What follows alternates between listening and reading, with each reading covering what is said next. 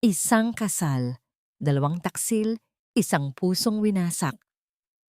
Habang si Maribel ay abala sa pagtahi ng sariling pangarap, sina Marco at Lucy ay abala sa paghabi ng kanilang kataksilan. Wala siyang kwenta maliban sa pera niya, ang bulong na dumurog sa kanyang mundo. Ngunit sa likod ng bawat pagluha, isang plano ang isinisilang. Mula sa abo ng kasinungalingan, paano siya babangon para bawiin ang lahat? Ano pa bang silbi niya? Isa lang siyang tangang hagdanan. Ang mga salitang iyon, binitawan na parang walang bigat, ay tumagos sa manipis na pader ng kanilang lumang bahay at sumaksak ng diretso sa puso ni Maribel. Nakatigil ang kanyang kamay sa hangin, ang karayom na may gintong sinulid ay ilang milimetro na lamang ang layo mula sa burda ng barong ni Marco. Ang barong na isusuot nito bukas para sa kanilang pamamanhikan. Ang barong na ilang gabi na niyang pinagpupuyatang ayusin, bawat tahi ay isang panalangin para sa kanilang kinabukasan. Ilang minuto pa lang ang nakalipas, ang katahimikan ng kanyang munting paggawaan ng libro ay napuno ng pag-asa. Ang amoy ng lumang papel at pandikit ay amoy ng mga pangarap. Ang bawat aklat na kanyang binubuo at nililinis ay tila isang pahina ng sarili niyang kwento ng pag-ibig. Kinuha niya ang isang lumang Amerikana ni Marco.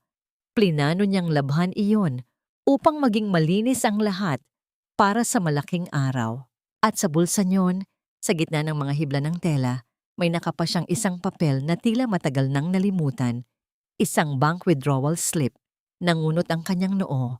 Ang petsa ay nung isang linggo lamang. Ngunit hindi iyon ang gumimbal sa kanya. Ito ay ang halaga. 150,000 piso. Ang eksaktong halaga ng ipon ng kanilang pamilya na inilaan para sa kasal at para sa pambili ng gamot ng kanyang ama. Bakit ito winidraw ni Marco nang hindi nagsasabi? Isang malamig na kaba ang gumapang sa kanyang dibdib.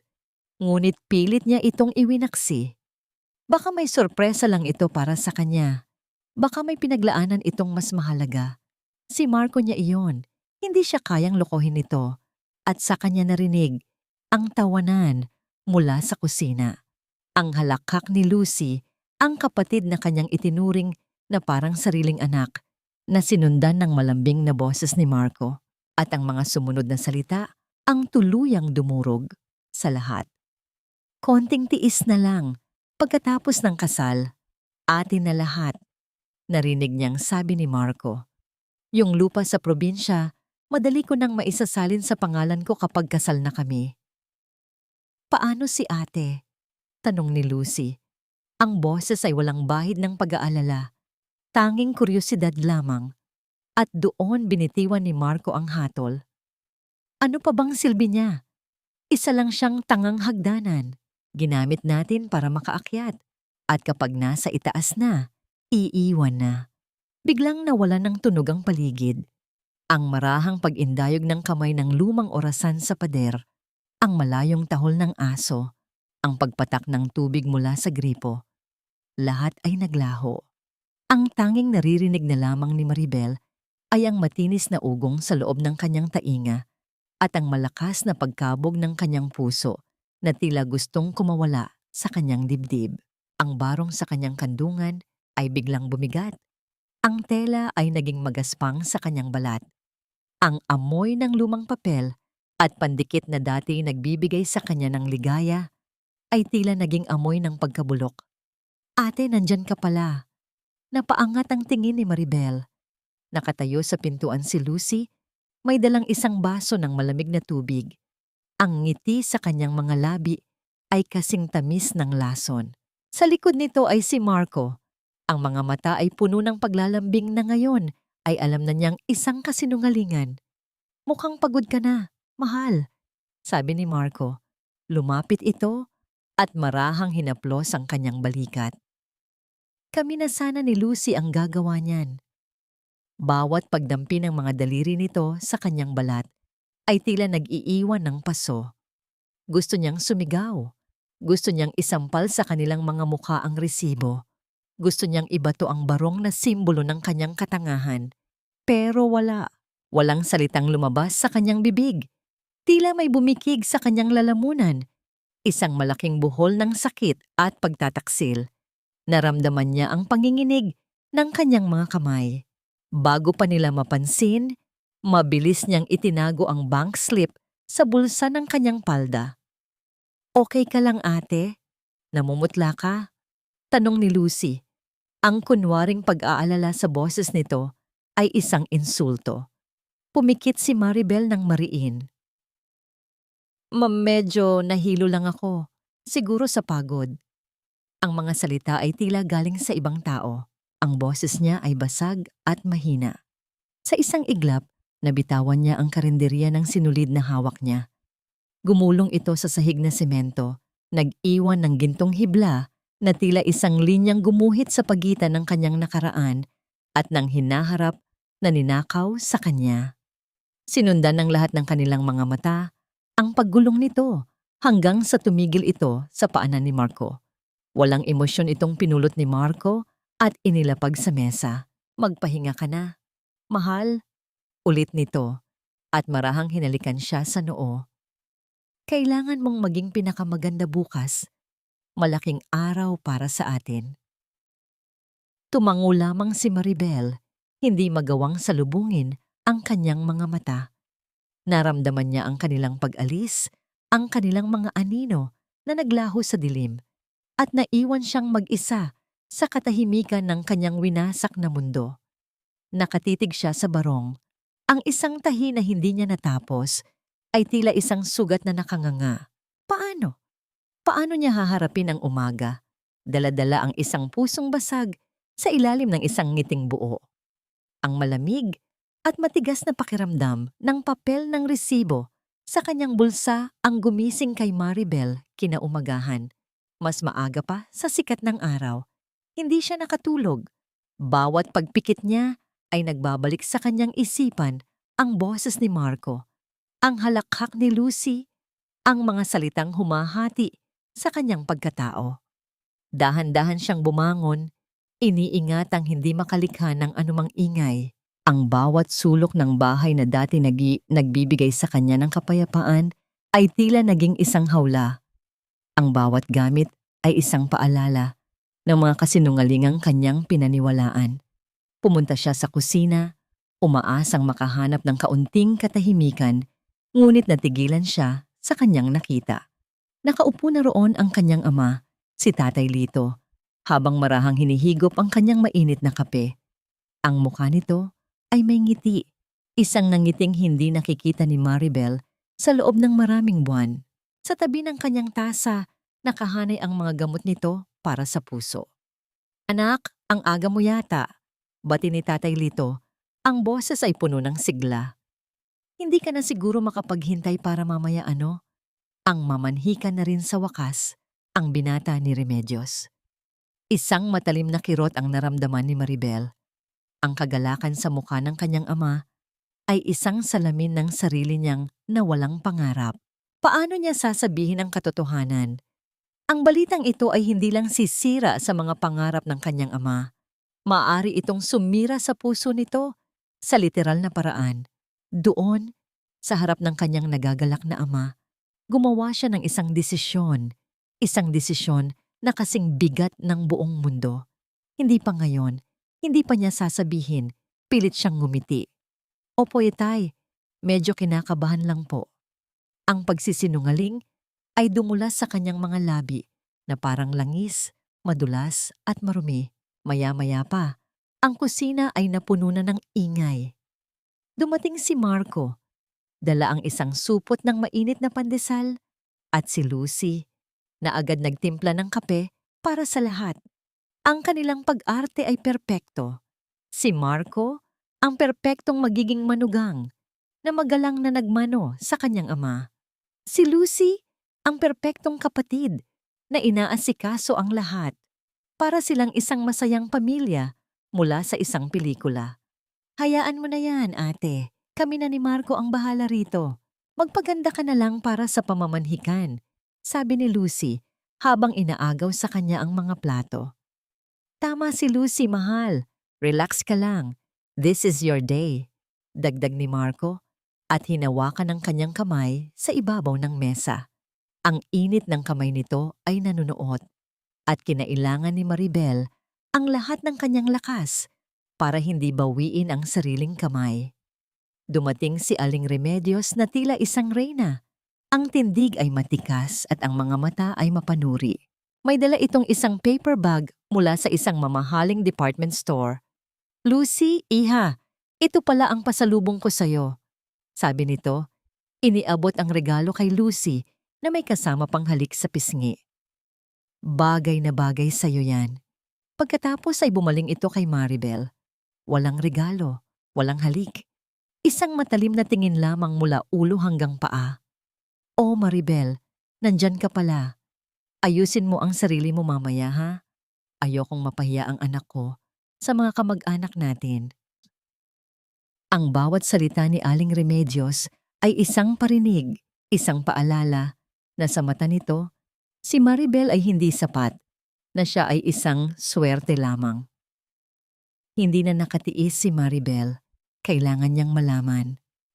"Marco," sabi niya, sinisikap na panatilihing kalmado ang kanyang boses.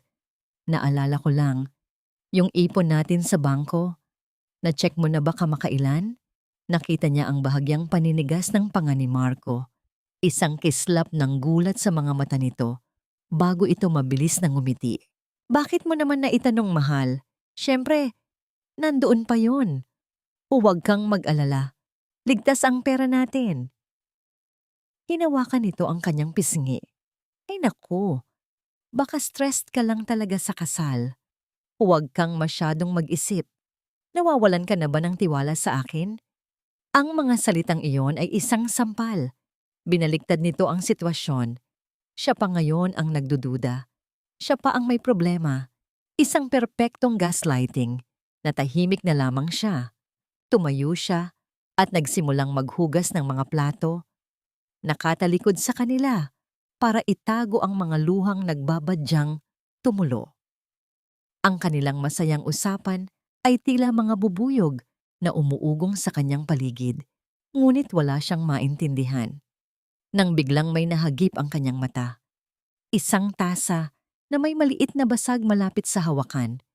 Ito ang paboritong tasa ng kanyang ina. At nang mabasag ito noon, maingat niya itong pinagdikit-dikit. Pinag-aralan niya kung paano ito gagawin sa kanyang trabaho. Mula sa malayo, mukha itong buo. Perpekto. Pero kung tititigan mong mabuti, makikita mo ang mga guhit ng pagkasira, ang mga pilat na hindi na kailanman mabubura. Hinawakan niya ang tasa. Ang mga daliri niya ay marahang dumadampi sa pinagdikitan. Tulad ng tasang ito, naisip niya. Mula sa labas, kailangan niyang magmukhang buo. Kailangan niyang ngumiti. Kailangan niyang magpanggap. Ngunit sa loob, basag na siya at hindi niya alam kung kaya pa ba niyang ayusin ang sarili niyang mga piraso. Nang gabing iyon, habang nakahiga sa kanyang kama, narinig niya ang mga bulungan sa labas ng kanyang silid. Boses ni Lucy. Hindi niya maintindihan ang lahat ng sinasabi nito, ngunit narinig niya ang pag-iyak. Dahan-dahan siyang bumangon at sumilip sa maliit na siwang ng pinto. Nakatalikod si Lucy sa pasilyo, hawak ang telepono. "Hindi ko na kaya. Nahihirapan na ako." Hikbi nito. "Kailangan na nating bilisan. Baka may malaman na siya." Isang malamig na takot ang biglang bumalot kay Maribel. Sino ang kausap nito? Kung hindi si Marco, sino pa ang kasabwat nila? At ano ang ibig sabihin nitong bilisan? Kinabukasan, sinubukan ni Maribel na ibaon ang sarili sa trabaho. Ang kanyang munting paggawaan ay ang tanging lugar kung saan nararamdaman niyang siya pa rin ang may kontrol. Dito, ang mga sirang pahina ay kaya niyang buuin. Ang mga kupas na salita ay kaya niyang palitawin. Ang bawat kilos ng kanyang kamay ay may layunin. Isang kaibahan sa kanyang buhay na biglang nawalan ng direksyon. Ang pag-iyak ni Lucy sa telepono kagabi ay umuulit-ulit sa kanyang isipan. Sino ang kausap nito? Anong kailangan nilang bilisan? Ang mga tanong ay mga multo na bumabagabag sa kanya. Isang ugong ng isang malakas na makina ng sasakyan ang pumutol sa katahimikan ng kanilang kalye. Hindi ito tunog ng karaniwang tricycle o jeep. Mula sa kanyang lumang kapis na bintana, nakita ni Maribel ang isang itim at makintab na sasakyan na huminto sa tapat ng kanilang shop. Bumukas ang pinto at bumaba ang isang lalaking matikas ang tindig, nakasuot ng isang madilim na suit na tila hindi nababagay sa maalikabok nilang lugar. Ilang sandali pa, bumukas ang pinto ng kanyang shop. Isang maliit na kampana ang tumunog, hudyat ng pagdating ng isang customer. Ang lalaki ay may dalang isang malaking aklat na maingat na nakabalot sa isang telang seda. Mayroon itong malamig na aura at ang mga mata nito ay matalim. Tila sinusuri ang bawat sulok ng kanyang paggawaan. Magandang umaga, bati ni Maribel. Pinilit na maging professional ang kanyang tono. Ikaw ba si Maribel de la Cruz? Tanong ng lalaki. Ang boses ay direkta at walang emosyon. Ako nga po. Ano po ang maipaglilingkod ko sa inyo? Inilapag ng lalaki ang aklat sa kanyang mesa. Elijah Serrano, pagpapakilala nito.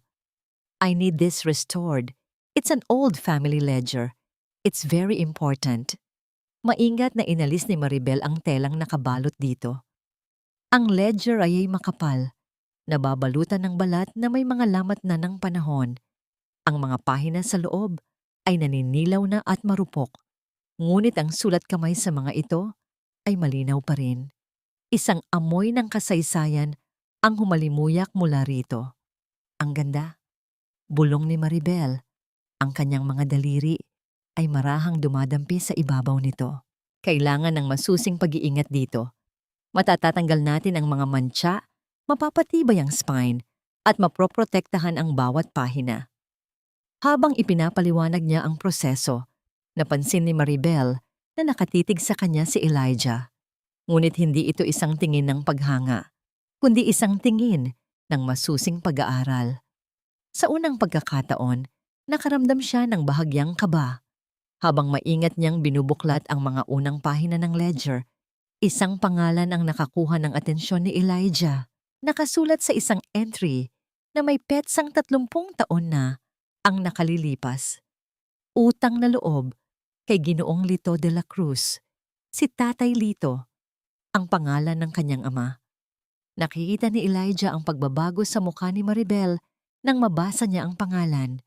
Tumingin ito sa kanya, nagtataka. Ngunit para kay Elijah, tila may isang pamilyar na kwerdas na kumalabog sa kanyang alaala. Naalala niya ang mga kwento ng kanyang yumaong ama tungkol sa isang simpleng may-ari ng bookshop na tumulong sa kanila noong panahong malapit nang bumagsak ang kanilang negosyo. Isang tulong na walang hinihinging kapalit. Isang utang na loob na hindi kailanman nabayaran ng sapat. Tumingin siya kay Maribel, sa babaeng nasa harapan niya na may bakas ng lungkot sa mga mata, at biglang nag-iba ang lahat. Hindi na lamang ito isang simpleng transaksyon. Mahal, nandito ka lang pala. Ang malakas na boses ni Marco ay biglang pumasok sa eksena. Sinisira ang tahimik na sandali. Lumapit ito kay Maribel at may kayabangang inakbayan siya. Hinalikan siya sa pisngi. Sinong bisita mo? Si Mr. Serrano, isa siyang kliyente, sagot ni Maribel. At hindi nakaligtas sa matalas na paningin ni Elijah ang isang bahagyang pag-igtad ng balikat ni Maribel. Isang mabilis na pag-iwas ng tingin na hindi ginagawa ng isang taong masaya sa yakap ng kanyang kasintahan. Customer. Sige, mahal, aalis na kami ni Lucy. May aasikasuhin lang kami para sa kasal. Sabi ni Marco. Mr. Serrano, mauna na kami. Pinanood ni Elijah ang kanilang pag-alis. Pinanood niya kung paano pilit nang ngumiti si Maribel. At nakita niya ang lamat sa likod ng ngiting iyon. Ang parehong lamat na nakikita niya sa mga lumang aklat. Isang bagay na pilit pinagtatakpan, ngunit naroon pa rin. Pinili niyang huwag munang banggitin ang tungkol sa kanilang nakaraan. Kailangan muna niyang mag-obserba. Babalikan ko ito pagkatapos ng 1 linggo. Sabi na lamang ni Elijah, iniwan ng Ledger sa pangangalaga ni Maribel. Nang makaalis na ang sasakyan ni Elijah, naiwan si Maribel na muling mag-isa. Ang presensya ng estranghero ay nag-iwan sa kanya ng kakaibang pakiramdam. Ngunit ang pag-iisip na yon ay agad na putol nang maramdaman niya ang pag-vibrate ng kanyang telepono sa bulsa. Kinuha niya ito. Isang mensahe mula sa isang numerong hindi rehistrado. Binuksan niya ito.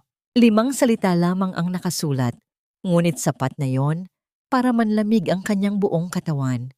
Mag-ingat ka sa kanila. May nakamasid. Napatingin siya sa labas. Ngunit wala na ang itim na sasakyan. Wala nang ibang tao sa kalye. Tanging ang pamilyar na tanawin lamang. Sino? Sino ang nagpadala nito? Si Elijah ba? O mayroon pang ibang nakakaalam ng kanyang impyerno?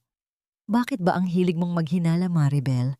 Hindi mo ba nakikita lahat ng sakripisyo ko para sa future natin? Ang mga salitang yon ni Marco ay binitawan ng may halong pait. Tila ba siya ang biktima at si Maribel ang naggagawa ng kwento? Nakatayo sila sa gitna ng kanilang munting sala. Ang ilaw mula sa bumbilya ay tila lalong nagpapatingkad sa pagod sa mukha ni Maribel. Inihanda ni Maribel ang paboritong hapunan ni Marco. Ang sinigang na baboy na saktong-sakto ang asim. Ang ulam na dati ay nagbibigay sa kanila ng init at saya. Ngunit ngayong gabi, ang amoy ng sinigang ay tila nakakasuka. Bawat hiwa niya ng gulay kanina ay tila paghiwa rin sa sarili niyang puso. Ngunit tiniis niya. Ginawa niya ito dahil gusto niyang bigyan ng huling pagkakataon si Marco na magsabi ng totoo. Nagtanong lang ako tungkol sa pera, Marco. 150,000 ang nawala sa account. Ipon yun ni tatay para sa operasyon niya kung sakali at para sa atin. Mahinahong sabi ni Maribel. Kahit na ang totoo ay nanginginig na ang kanyang buong pagkatao. Ang kanyang lalamunan ay nanunuyo at ang bawat paghinga niya ay tila may nakabara na tinik. Para sa atin ni ngayon, inilipat ko lang sa isang investment para lumago. Ang hirap sa'yo. Wala kang tiwala. Masyado kang praning, Maribel. Baka dahil yan sa mga lumang aklat na hinaharap mo araw-araw, nagiging makaluma na rin ang takbo ng utak mo. Mabilis na sagot ni Marco. Ang boses nito ay tumaas ng bahagya. Isang paraan ng pananakot upang manahimik siya. Sa sandaling iyon, bumukas ang pinto at pumasok si Aling Remedios, kasunod si Lucy. Ang dalawa ay tila galing sa isang masayang lakad. May bitbit pang mga supot ng binili nilang gamit. Ano na naman itong naririnig ko? Maribel, hanggang dito ba naman ay pag-aawayan niyo ang pera? Ang boses ni Aling Remedios ay puno ng panghuhusga. Lumapit ito sa hapagkainan at tiningnan ang ulam na inihanda ni Maribel. Sinigang na naman. Wala na ba tayong ibang pwedeng kainin? Napakaswerte mo na nga at itong anak ko ay tapat sa'yo. Tapos sisingilin mo pa sa bawat sentimong ginagastos niya? Pero Aling Remedios, pera po ni tatay yun. Hindi natapos ni Maribel ang kanyang sasabihin. Pera ni Lito? Utang na loob, Maribel. Ang dami nang naitulong ng anak ko sa pamilya niyo. Kung hindi dahil kay Marco, baka matagal nang nagsara ang bulok niyo na bookshop. Huwag mong ipamukha sa amin ang ilang libong yan na para rin naman sa ikabubuti niyo. Putol ni Aling Remedios habang marahas na inilalagay ang kanyang bag sa upuan. Tumingin si Maribel kay Lucy, umaasang makakahanap ng kakampi. Ngunit si Lucy ay yumuko lamang, nagkunwaring abala sa pag-aayos ng kanyang buhok. Ate, tama na siguro yan. Nakakapagod din kasing makinig sa paulit-ulit na sumbatan. Trust Marco, he knows what he's doing. Naramdaman ni Maribel ang panlalamig ng kanyang mga daliri. Ang bawat salita nila ay tila mga hollow blocks na unti-unting itinitambak sa kanyang dibdib hanggang sa hindi na siya makahinga. Ang nakabibinging katahimikan na sumunod ay mas masakit pa sa anumang sigaw. Pinanood niya silang tatlo na magsimulang kumain, tila ba wala siyang halaga? Tila ba siya ay isang hangin na dumaan lamang? Tumalikod si Maribel at naglakad patungo sa kanyang silid. Ang bawat hakbang niya ay tila paglalakad sa ibabaw ng mga bubog. Pumasok siya sa loob at isinara ang pinto, ngunit bago pa man niya ito tuluyang maisara, may nakita siyang isang bagay na nalaglag mula sa bag ni Marco na iniwan nito sa sofa. Isang maliit, pulang velvet na kahon.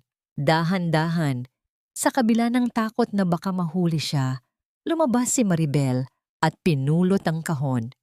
Binuksan niya ito sa ilalim ng madilim na pasilyo. Isang kumikinang na gintong kwintas ang tumambad sa kanya. May pendant na hugis puso. Napakaganda. Napakamahal. Isang mapait na ngiti ang gumuhit sa kanyang mga labi. Ito ba ang investment na sinasabi ni Marco?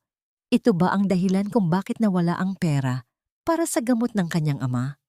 Ngunit ang mas masakit na katotohanan ay alam ni Maribel na hindi para sa kanya ang kwintas na ito. Dahil noong nakaraang linggo, narinig niyang binanggit ni Lucy kung gaano nito kagusto ang eksaktong disenyo na ito.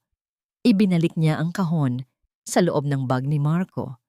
Ang kanyang mga kamay ay hindi na nanginginig. Sa halip, isang malamig na determinasyon ang nagsimulang mamuo sa kanyang puso.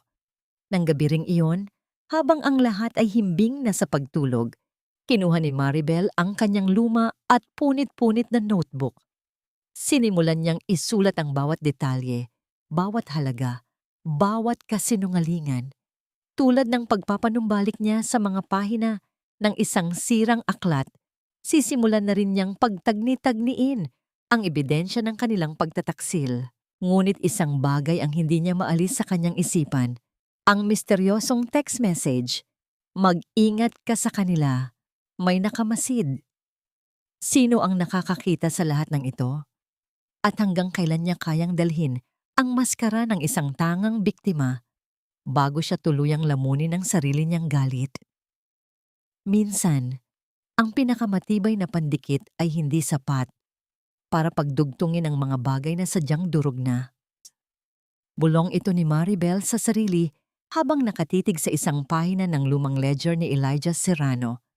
Ang kanyang mga kamay, na dati ay kasing tatag ng mga haligi ng kanilang shop, ngayon ay hindi mapigilan ang panginginig. Ang bawat hibla ng papel na kanyang hinahawakan ay tila nagpapaalala sa kanya ng sarili niyang buhay, manipis, marupok, at madaling mapunit sa isang maling galaw. Mag-isa siya sa shop. Ang katahimikan ay mabigat. Tila may sariling timbang na pumipigas sa kanyang dibdib. Kanina lamang, bago siya umalis ng bahay, nakita niya si Lucy na suot ang pulang kwintas na nakita niya sa bag ni Marco. Regalo ng isang secret admirer, ang sabi ni Lucy habang nakangiti ng nakakaloko. Habang si Marco ay nakatingin lamang sa malayo, nagpapanggap na walang kinalaman. Ang sakit ay hindi na lamang isang emosyon. Ito ay naging isang pisikal na bigat na nagpapahirap sa bawat paghinga niya. Isang maling galaw at ang scalpel na hawak niya ay dumulas. Hindi nito napunit ang lumang papel, ngunit naramdaman ni Maribel ang isang matalim na hapdi sa kanyang hintuturo. Isang maliit na hiwa. Isang patak ng pulang dugo ang lumabas at mabilis na tinanggap ng puting tela sa kanyang mesa. Doon, sa gitna ng amoy ng alikabok at kemikal, biglang bumigay si Maribel. Binitawan niya ang kanyang mga kagamitan. Ang kanyang mga balikat ay nagsimulang nayon at ang mga luhang kanina pa niya pinipigilan ay tuluyan ng umagos. Walang tunog, walang hikbi. Tanging ang mainit na daloy lamang ng tubig sa kanyang mga pisngi na tila nanggagaling sa isang balon ng pait na walang hangganan. The paper can't handle too much moisture. It will warp. Ang malamig at baritonong boses ni Elijah ay bumasag sa katahimikan. Hindi narinig ni Maribel ang pagpasok nito. Mabilis niyang pinunasan ang kanyang mga mata gamit ang likod ng kanyang palad, ngunit huli na ang lahat. Nakatayo na si Elijah sa tapat ng kanyang mesa. Ang mga mata nito ay nakatitig sa kanyang mga namumulang mata. I'm sorry, Mr. Serrano. Hindi ko po kayo narinig. Basag ang boses ni Maribel. Pilit siyang tumayo para ayusin ang kanyang sarili, ngunit ang kanyang panghihina ay halata. Hindi sumagot si Elijah. Sa halip, Kinuha nito ang isang malinis na panyo mula sa kanyang bulsa at iniabot ito kay Maribel. Your father, Lito de la Cruz, was a strong man. He saved my father's life, not just his business. I don't think he raised a daughter to hide in the dark and cry over people who don't deserve her tears. Napatigil si Maribel. Ang pagbanggit ni Elijah sa kanyang ama at ang direktang pagpuna sa kanyang sitwasyon ay tila isang kuryenteng gumising sa kanyang diwa. Paano niyo po nalaman? I have eyes, Maribel, and I have resources. Seryosong sabi ni Elijah. Lumapit ito ng bahagya. Sapat na para maramdaman ni Maribel ang awtoridad at proteksyon na dala ng presensya nito. Nakita ko ang lalaking kasama mo nung isang araw. He's a liability. At ang kapatid mo, she's not who you think she is. Ang mga salitang yon ay tila mga huling piraso ng puzzle na nabuo sa isipan ni Maribel. Bakit niyo po ito ginagawa? Bakit niyo ako tinutulungan? Utang na loob. Simpleng sagot ni Elijah. Ang pamilya ko ay may malaking atraso sa pamilya mo at hindi ako papayag na ang anak ng taong tumulong sa amin ay babastusin at lolokohin lang ng mga taong walang kwenta. I don't just restore ledgers, Maribel. I restore balances. And right now, your life is out of balance. Huminga ng malalim si Maribel. Sa unang pagkakataon sa loob ng maraming araw, naramdaman niyang hindi siya nag-iisa. Ang pader na itinayo niya ay unti-unti nang nagkakaroon ng bitak. Ngunit sa pagkakataong ito, hindi ito dahil sa sakit, kundi dahil sa pag-asa. Ano pong dapat kong gawin? Tanong niya. Ang kanyang boses ay mayroon ng bahid ng determinasyon. Don't fight them with emotions. Fight them with facts. Sabi ni Elijah habang inilalapag ang isang maliit na digital folder sa mesa. Inside this is the trail of the money Marco took. He didn't invest it. He gambled some, and he spent the rest on gifts for your sister. But there's more. There's a reason why they are in a hurry to get married. Naramdaman ni Maribel ang panlalamig ng kanyang batok. Ano yun? Tinitigan siya ni Elijah ng diretso sa mga mata. The land title of your father's property in the province. It's not just a simple piece of land. It's part of a major development project. If Marco marries you, he gets the legal right to sell it. That is their ultimate goal. Napahawak si Maribel sa gilid ng mesa. Ang katotohanan ay mas masahol pa sa kanyang inaakala. Hindi lang pala puso niya ang gustong saktan ng mga ito, kundi ang kinabukasan ng kanyang ama. I will help you, Maribel, but you have to promise me one thing. Dagdag ni Elijah. You have to be the one to deliver the final blow. You have to be strong enough to see them fall. Tumango si Maribel. Ang kanyang mga kamao ay nakakuyom na sa ilalim ng mesa. Pangako. Habang paalis si Elijah, lumingon ito sa kanya sa huling pagkakataon. By the way, Maribel, your shop is being watched, not just by me. Be careful who you trust, even those who bring you food at night. Naiwan si Maribel na puno ng katanungan. Ngunit habang tinitingnan niya ang digital folder sa kanyang mesa, alam niyang wala nang balikan. Ang unang bitak ay nangyari na. At mula rito, sisimulan na niyang wasakin ang bawat kasinungalingan na binuo nila sa paligid niya. Ngunit ang huling babala ni Elijah ay tila isang tinik na bumaon sa kanyang isipan. Sino pa ang nagmamasid sa kanya? At ano ang ibig sabihin ni nito tungkol sa pagkain na dinadala sa kanya sa gabi? Ang pinakamasakit na katotohanan ay hindi ang mismong kasinungalingan, kundi ang katotohanang kaya kang saktan ng mga taong pinagkatiwalaan mo ng iyong buong buhay. Nakatitig si Maribel sa digital screen ng tablet na ipinahiram ni Elijah. Ang asul na liwanag nito ay tumatama sa kanyang mukha, nagpapakita ng mga linyang hindi lamang bunga ng edad, kundi ng mga gabing walang tulog. Sa loob ng folder na yon, nakita niya ang mga bank transfer records. Hindi lang pala basta withdraw ang pera. Inilipat ito ni Marco sa isang bagong bukas na account. Isang account na nakapangalan kay Lucy Manansala, ang kanyang kapatid. Ang sanggol na dinala ng kanyang ama sa bahay noong siya ay 10 taong gulang pa lamang. Ang batang binihisan niya, pinakain at pinag-aral sa abot ng kanyang makakaya. Ang bawat sentimo na inilipat ni Marco ay tila isang hibla ng kanilang pagsasama na sadyang pinutol at itinapon. Huwag mong hayaang lamunin ka ng galit, Maribel. Gamitin mo ito. Mahinahong sabi ni Elijah. Nakaupo ito sa tapat niya. Ang mga kamay ay magkasalikop sa ibabaw ng mesa. Ang kanyang presensya ay tila isang matatag na pader sa gitna ng nagngangalit na bagyo sa loob ng puso ni Maribel. Bakit, Elijah? Bakit kailangang sa kapatid ko pa? Ang tanong ni Maribel ay halos pabulong na lamang, punong-puno ng pait. Ang kasakiman ay walang pinipiling relasyon. Para kay Marco, si Lucy ay isang kasangkapan. Para kay Lucy, ikaw ang hadlang sa buhay na sa tingin niya ay nararapat para sa kanya. Paliwanag ni Elijah. But look at this. This is your first victory.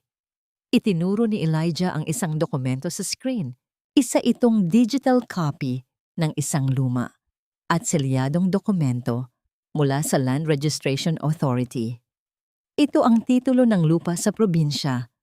Marco tried to forge your father's signature to start the transfer process. Pero dahil sa sakit ng tatay mo, hindi niya nakuha ang saktong pirma. The transaction is flagged. He's waiting for the wedding because once you're his wife, he can claim power of attorney over your family's assets, including your father's medical decisions. Naramdaman ni Maribel ang isang matinding kilabot. Ang kasal na inaakala niyang simula ng kanyang ligaya ay ang pintuan pala patungo sa kamatayan ng dangal ng kanyang pamilya. Ano ang susunod nating gagawin? Tanong ni Maribel. Ang kanyang mga mata ay nagpapakita na ng isang bagong uri ng tapang. Gather more physical evidence. I need you to find the original papers he's hiding. He probably has a safe or a hidden folder sa bahay niyo. And more importantly, observe. Start noticing the small things, sabi ni Elijah. Sandali itong tumigil at tiningnan ang isang supot ng merienda na nasa gilid ng mesa ni Maribel. Speaking of small things, yung pagkain na dinadala ni Lucy sa'yo gabi-gabi, anong ginagawa mo rito? Kinakain ko. Sinasabi niya kasi na pampatulog daw yun para hindi ako masyadong ma-stress sa kasal, sagot ni Maribel. Nangunot ang noo ni Elijah. Huwag mo nang kakainin yon. I'll have it tested. Hindi ko sinasabing lason yon, but based on my investigation, Marco has been buying sedative-type supplements recently. They want you compliant, Maribel. They want you tired and easy to manipulate. Napahawak si Maribel sa kanyang lalamunan. Ang bawat gabing nakaramdam siya ng matinding antok pagkatapos uminom ng gatas o kumain ng merienda na dala ni Lucy ay biglang nagkaroon ng nakakatakot na paliwanag. Tumayo si Elijah at lumapit sa kanya. Sa unang pagkakataon, naramdaman ni Maribel ang init ng kamay nito nang marahan nitong hawakan ang kanyang braso. You are not a victim anymore. You are an investigator now. Every smile you give them is a trap you set. Every yes you say is a step closer to their downfall. Salamat, Elijah. Bulong ni Maribel. Be home before dark. I'll be watching from the car outside. Text me if anything feels wrong. Bili ni Elijah bago ito lumabas ng shop. Nang makauwi si Maribel, sinalubong siya ng mabangong amoy ng nilulutong hapunan. Si Marco ay masayang naglilinis ng sala, habang si Lucy ay nag-aayos ng mga bulaklak sa mesa. Para silang isang larawan ng perpektong pamilya. Ate, buti dumating ka na. I made your favorite champorado for merienda. May gatas na rin ito para masarap ang tulog mo mamaya. Masayang bati ni Lucy. Ang mga mata nito ay kumikinang sa ilalim ng ilaw. Tumingin si Maribel sa champorado. Tumingin siya kay Lucy. At pagkatapos ay kay Marco na kumaway sa kanya nang may matatamis ng ngiti. Naramdaman niya ang pamilyar na pangungulila sa kanyang dibdib. Ang pagnanais na sana ay mali ang lahat ng nalaman niya. Ngunit nang mahawakan niya ang panyo ni Elijah sa loob ng kanyang bulsa, ang pangungulilang iyon ay agad na palitan ng isang malamig na determinasyon. "Salamat, Lucy. Ang bango naman yan," sabi ni Maribel. Pilit na pinatatamis ang kanyang boses. "Sige, magbibihis lang ako at kakainin ko yan." Dinala niya ang mangkok sa kanyang silid. Pagkasara ng pinto, hindi siya kumain. Sa halip, kinuha niya ang isang maliit na bote at maingat na naglagay ng kaunti rito, tulad ng turo ni Elijah. Ang natira ay itinapon niya sa banyo at marahang binuhusan ng tubig hanggang sa mawala ang bawat bakas nito. Humiga siya sa kanyang kama at nagkunwaring natutulog. Ilang minuto ang lumipas, narinig niya ang marahang pagbukas ng kanyang pinto. Naramdaman niya ang presensya ng isang tao sa tabi ng kanyang kama. Naramdaman niya ang marahang paghaplos sa kanyang buhok, ngunit hindi ito kamay ng isang nagmamahal. Ito ay kamay ng isang taong sinusuri kung ang kanyang biktima ay tulog na ng mahimbing. "Ate? Ate Maribel?" bulong ni Lucy. Hindi gumalaw si Maribel. Pinanatili niya ang kanyang mabagal at regular na paghinga. Narinig niya ang paglakad ni Lucy palayo sa kanyang kama. At pagkatapos, ang tunog ng pagbukas ng kanyang cabinet. Ang lugar kung saan niya itinatago ang mga susi ng shop at ang mahahalagang dokumento ng kanyang ama. Ang kadiliman sa loob ng silid ni Maribel ay tila naging isang buhay na nilalang, bumabalot sa bawat sulok at nagpapalakas sa bawat mahinang tunog. Nakahiga si Maribel. Ang kanyang katawan ay nananatiling matigas at walang kibo. Ngunit ang kanyang mga pandama ay mas matalas pa sa talim ng kanyang mga kagamitan sa shop. Narinig niya ang marahang pagkaluskos ng mga papel, ang maingat na paghila sa drawer ng kanyang cabinet, at ang pigil na paghinga ni Lucy na nakatayo lamang sa tabi niya. Sa bawat segundong lumilipas, ang bawat gunita ng kanyang pag-aalaga kay Lucy ay tila isang pahina ng aklat na sadyang sinusunog. Naalala niya ang mga gabing puyat siya sa paggawa ng mga proyekto ni Lucy noong nag-aaral pa ito, ang mga panahong tinitiis niya ang gutom para lamang mabili ang gusto nitong damit. Ang lahat ng sakripisyong yon ay tila naging isang malaking biro sa harap ng katotohanang hinahalughog nito ang kanyang mga gamit para sa sariling interes. Narinig ni Maribel ang marahang pagpihitin ng susi sa maliit na kahon kung saan niya itinatago ang mga dokumento ng kanilang ama. Isang sandali ng katahimikan ang sumunod, sapat na para maramdaman ni Maribel ang bilis ng pintig ng kanyang puso. Kung hiharap siya ngayon, kung sisigawan niya si Lucy, mawawala ang lahat ng pinaghirapan nila ni Elijah. Kailangan niyang magtiis, kailangan niyang maging kasing lamig ng semento sa kanyang ilalim. Dahan-dahang lumabas si Lucy sa silid, muling isinarado ang pinto, nang walang nililikhang ingay. Nanatiling gising si Maribel hanggang sa sumikat ang araw. Ang kanyang mga mata ay nakatitig sa kisame, binibilang ang bawat minuto ng kanyang pagtitiis. Kinaumagahan sa almusal, ang hapagkainan ay tila isang entablado ng isang masamang dula. Nakaupo si Marco. Suot ang kanyang pinakamatamis na ngiti, habang si Lucy ay masigasig na nag-aasikaso kay Tatay Lito. "Ate, mukhang mahimbing ang tulog mo kagabi, ah. Ubos na kasi yung tsamporado na dinala ko," sabi ni Lucy. Ang boses ay puno ng kuryosidad na nakatago sa ilalim ng paglalambing. "Oo, Lucy, salamat sa pagkain. Masarap nga ang tulog ko," sagot ni Maribel. Pilit na pinatitigas ang kanyang kalooban habang iniinom ang kanyang kape. Ang bawat paglunok niya ay tila may kasamang lason, hindi mula sa pagkain, kundi mula sa presensya ng mga taong kaharap niya. Pagdating niya sa shop, agad siyang sinalubong ni Elijah. Hindi na ito nagtanong. Sapat na ang makita ang itim sa ilalim ng mga mata ni Maribel para malaman ang nangyari. Nahanap niya ang hinahanap niya? Tanong ni Elijah habang maingat na isinasara ang pinto ng shop. Kinuha niya ang susi ng safe ni tatay sa probinsya. Sagot ni Maribel. Ang kanyang boses ay nanginginig sa galit.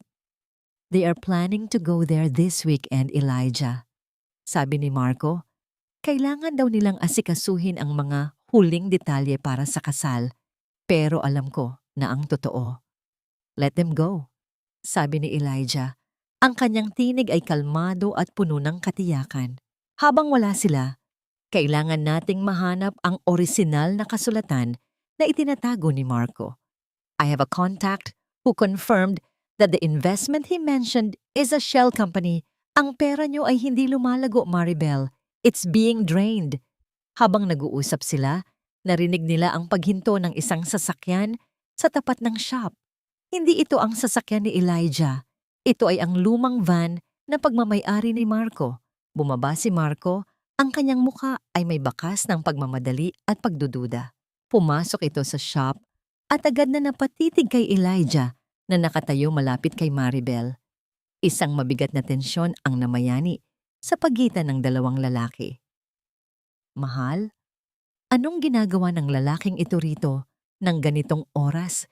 Sabi mo ay aayusin mo lang ang mga aklat. Tanong ni Marco. Ang kanyang tono ay may halong pagseselos at paghihinala. Lumapit ito kay Maribel at hinawakan ang kanyang braso nang mas mahigpit kaysa sa karaniwan. I'm just checking the progress of my ledger, mister. Sandoval, sagot ni Elijah, hindi natitinag sa matalim na tingin ni Marco. Quality work takes time, at mukhang masyadong abala si Maribel sa iba pang mga bagay para madaliin ang trabaho ko. Abala siya sa kasal namin, Mr. Serrano. Kaya kung maaari, huwag mo siyang masyadong guluhin sa mga luma mong libro. Sagot ni Marco, ang kanyang boses ay tila isang babala. Halika na, Maribel. May kailangan tayong pirmahan sa munisipyo. Tumingin si Maribel kay Elijah. Nakita niya ang isang mabilis na pagtango mula sa lalaki. Isang senyas na sumama na siya. Habang hinihila siya ni Marco palabas ng shop, naramdaman ni Maribel ang mga mata ni Elijah na nakatitig sa kanya. Tila isang pangakong hindi siya pababayaan nito. Sa loob ng van, habang nagmamaneho si Marco, naramdaman ni Maribel ang panalamig ng kanyang pakiramdam. Bakit ba ang dalas ng lalaking yun dito, Maribel? Huwag mong sabihing nagpapaniwala ka sa mga matatamis na salita ng isang mayaman. Parinig ni Marco. Ang kanyang panga ay nakakuyom. Trabaho lang yun, Marco. Alam mong kailangan natin ng pera para sa kasal. Sagot ni Maribel. Nakatingin lamang sa labas ng bintana habang pinapanood ang pagdaan ng mga pamilyar na tanawin na tila naging estranghero sa kanyang paningin. Ngunit ang hindi alam ni Marco, habang hinahawakan niya ang kamay ni Maribel, ay ang paghawak din ni Maribel sa kanyang telepono sa loob ng bulsa. Ipinapadala ang isang maikling mensahe kay Elijah. Papaalis na kami. Go inside the house now. The key is under the third flower pot.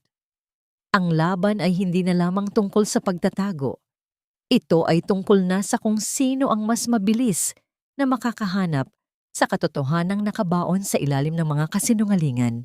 Ang loob ng van ay tila isang maliit na kabaong na puno ng nakabibinging katahimikan.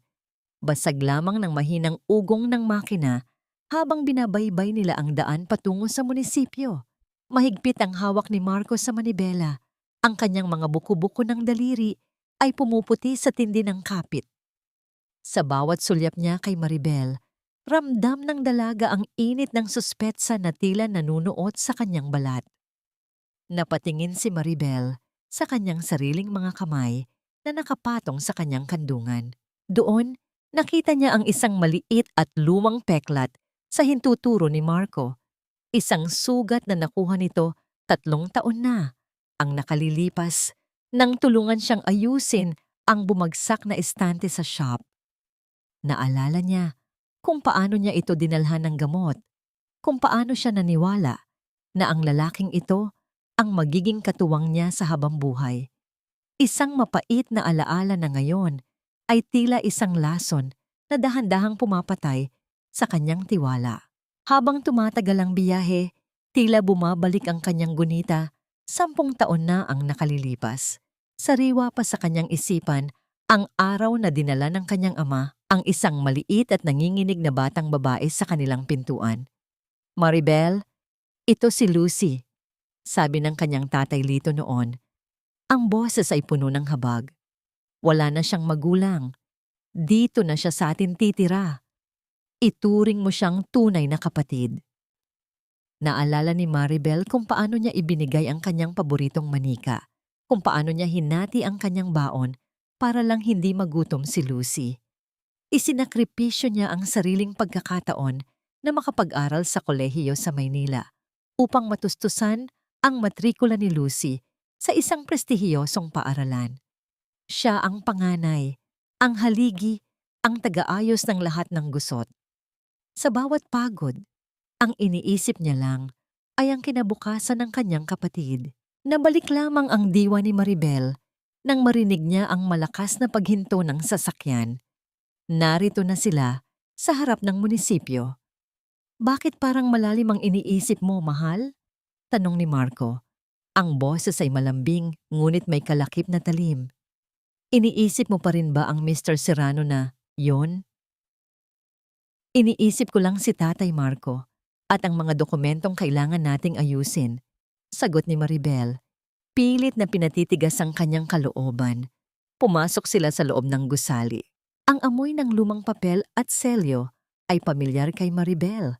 Ngunit sa pagkakataong ito, hindi ito nagbibigay ng kapanatagan. Inilapag ng clerk ang isang tumpok ng mga papeles sa harap nila. Sign here and here. Utos ng clerk. Agad na pumirma si Marco nang walang pag-aalinlangan. Inabot niya ang panulat kay Maribel. Sige na mahal, pirmahan mo na para opisyal na nating maasikaso ang lahat, pati na ang paglilipat ng mga ari-arian para hindi na mahirapan si Tatay Lito kapag dumating ang emergency. Maingat na binasa ni Maribel ang mga dokumento. Sa gitna ng mga pahina ng marriage license application, nakita niya ang isang dokumentong hindi dapat na doon, isang special power of attorney. Isang kasulatan na nagbibigay kay Marco ng buong kapangyarihan na magdesisyon at magbenta ng anumang ari-arian sa ilalim ng pangalan ni Maribel at ng kanyang ama. Ang kanyang kamay ay nagsimulang manginig. Naalala niya ang babala ni Elijah. Ito na ang bitag. Isang pirma na lamang at mawawala na ang lahat ng pinaghirapan ng kanyang pamilya sa loob ng ilang dekada. May problema ba, ate? Isang pamilyar na boses ang narinig niya mula sa likuran. Lumingon si Maribel at nakita si Lucy na naglalakad patungo sa kanila. Suot ang isang malapad na ngiti at ang pulang kwintas na ninakaw mula sa pera ng kanyang ama. Bakit narito si Lucy? Hindi ba dapat ay nasa probinsya ito para sa mga asikaso? Lucy, anong ginagawa mo rito? Tanong ni Maribel. Ang kanyang puso ay tila gustong tumalon palabas ng kanyang dibdib sa tindi ng kaba. Nag-aalala siya, hindi lang para sa kanyang sarili, kundi para kay Elijah na nasa loob ng kanilang bahay. Kung narito si Lucy, ibig sabihin ay hindi ito tumuloy sa probinsya. Nakalimutan ko lang yung ibang papeles, kaya dumaan muna ako rito bago tumuloy. Sagot ni Lucy, habang lumalapit at tinitingnan ang dokumentong hawak ni Maribel. Sige na ate, pirmahanan mo na. Para naman ito sa ikabubuti nating lahat, di ba? Tumingin si Maribel kay Marco, pagkatapos ay kay Lucy. Nakikita niya sa kanilang mga mata ang kasakiman na nakabalat kayo bilang pagmamahal. Naramdaman niya ang bigat ng panulat sa kanyang kamay. Tila ba gawa ito sa tingga. Sa sandaling iyon, naramdaman ni Maribel ang pag-vibrate ng kanyang telepono sa loob ng kanyang bag. Isang maikling mensahe mula kay Elijah. Mabilis niyang sinulyapan ang screen nang hindi napapansin ng dalawa. Don't sign anything. I found it. But someone is coming to the house. Get out of there now. Halos mapatalon si Maribel sa gulat. Sino ang papunta sa bahay? At paano siya makakaalis sa harap ni na Marco at Lucy nang hindi sila naghihinala? Maribel, ano pang hinihintay mo? Muling tanong ni Marco. Ang kanyang tinig ay nagsisimula nang mawalan ng pasensya. Pirma na, Maribel. Huwag mo nang patagalin ang pag-aalinlangan na wala namang patutunguhan. Para sa atin ang lahat ng ito. Ang tinig ni Marco ay wala na ang tamis na dati niyang ipinangangalandakan. Ito ay naging tuyo, mabilis, at may bahid ng pagbabanta. Ang kanyang mga mata ay hindi na nakatingin sa mukha ni Maribel, kundi sa dulo ng panulat na hawak ng dalaga. Para sa kanya, ang bawat segundo ng pagpigil ni Maribel ay katumbas ng perang unti-unting lumalayo sa kanyang mga kamay. Naramdaman ni Maribel ang marahang pagyanig ng telepono sa loob ng kanyang bag. Isang babala mula kay Elijah na tila isang bulong ng hangin sa gitna ng nagngangalit na sunog. I found it. But someone is coming to the house. Get out of there now. Ang kanyang puso ay tila isang ibon na pilit kumakawala sa mga rehas ng kanyang mga rib. Sino ang papunta sa bahay?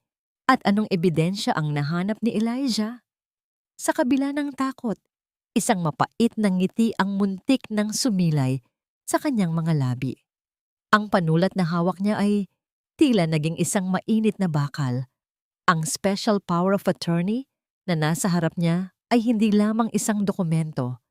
Ito ang hatol ng kamatayan sa lahat ng kanyang mga pinaghirapan. Ate, bakit nanginginig ang kamay mo? Isang pirma lang naman, di ba? Singit ni Lucy habang marang hinahaplos ang balikat ni Maribel.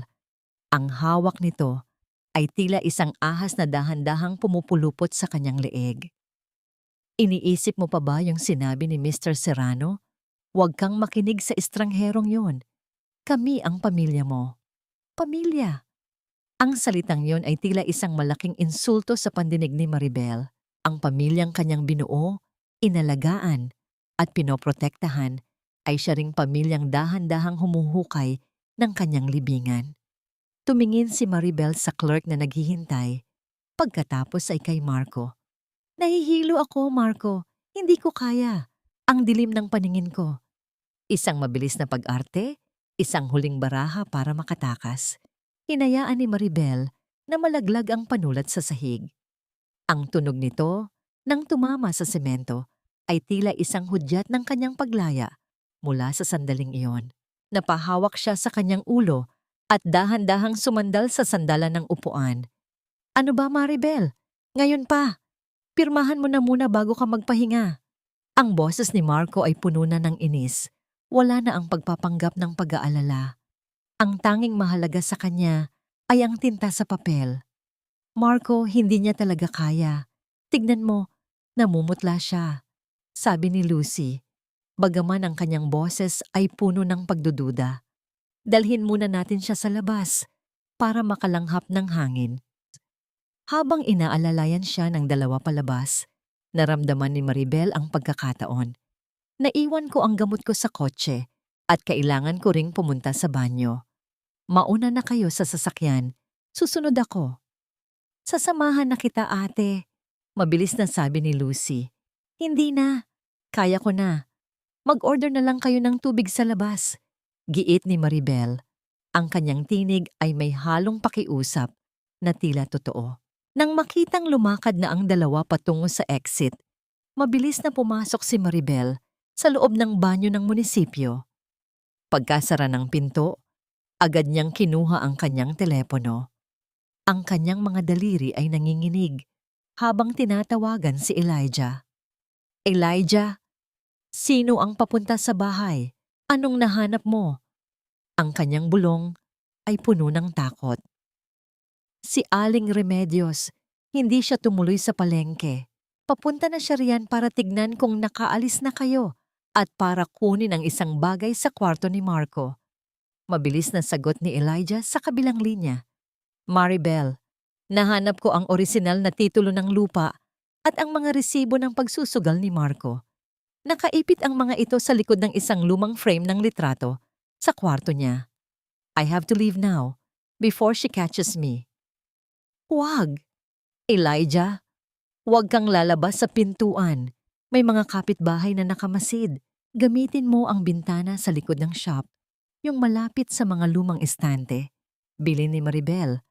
Ang kanyang isipan ay mabilis na nag-iisip ng paraan para protektahan ang tanging taong tumutulong sa kanya. I'm out, but I had to hide the documents back where I found them because she was already at the gate. I need you to get them later tonight, Maribel. It's the only way to prove everything in front of your father, dagdag ni Elijah. Narinig ni Maribel ang malakas na pagkatok sa pinto ng banyo. Maribel, ano bang ginagawa mo riyan? Ang tagal mo naman. Sigaw ni Marco mula sa labas. Ang boses nito ay puno ng hinala. Mabilis na itinago ni Maribel ang kanyang telepono. Huminga siya ng malalim, pinahid ang pawis sa kanyang noo at binuksan ang pinto. Sinalubong siya ng madilim na mukha ni Marco. Sino ang kausap mo sa loob? Narinig kitang bumubulong. Tanong ni Marco. Ang kanyang mga mata ay naniningkit. Lumapit ito sa kanya at hinawakan ang kanyang panga ng masakit. Pinipilit siyang tumingin ng diretsyo. Wala, Marco. Nagdarasal lang ako. Nagdarasal ako na sana ay tama ang ginagawa nating ito, sagot ni Maribel. Ang kanyang mga mata ay puno ng mga luhang hindi na para sa pag-ibig, kundi para sa pighating kanyang dinaranas. Hindi sumagot si Marco. Hinila niya si Maribel patungo sa van kung saan naghihintay si Lucy. Ngunit bago sila makasakay, tumunog ang telepono ni Marco. Hello? Nay? Bakit kayo napatawag? Tanong ni Marco. Ilang sandali ang lumipas at ang mukha ni Marco ay naging kasing puti ng papel. Ano? May nakita kayong lalaki na tumalon mula sa bintana ng shop? Naramdaman ni Maribel ang paghinto ng pintig ng kanyang puso. Si Aling Remedios, nakita nito si Elijah. Tumingin si Marco kay Maribel. Ang galit sa kanyang mga mata ay tila isang apoy na handang tumupok sa lahat. Maribel, anong ginagawa ni Serrano sa bahay natin habang wala kami? Sumagot ka, Maribel. Anong ginagawa ng lalaking yan sa loob ng bahay ko habang wala ako? Ang boses ni Marco ay tila isang dagundong ng kulog na bumasag sa katahimikan sa labas ng munisipyo. Ang kanyang mga mata ay naniningkit sa galit at ang kanyang mga daliri ay bumaon ng masakit sa braso ni Maribel, tila isang bakal na sipit na unti-unting dumudurog sa kanyang buto. Naramdaman ni Maribel ang panlalamig ng kanyang buong pagkatao. Ang sakit mula sa pagkakahawak ni Marco ay hindi kasing tindi ng sakit na dulot ng kanyang mga paratang. Sa harap ng maraming tao na nagsisimulang magbulungan at lumingon, ang bawat salita ni Marco ay tila isang tumpok ng putik na ipinupukol sa kanyang dangal. Marco, nasasaktan ako. Bitawan mo ako. Ang boses ni Maribel ay lumabas na parang isang marahang bulong, ngunit puno ng isang uri ng pait na ngayon lamang niya naramdaman. Tumingin siya sa kanyang braso. Doon, sa ilalim ng puting tela ng kanyang blusa, alam niyang mag-iiwan ng bakas ang mga daliri ni Marco.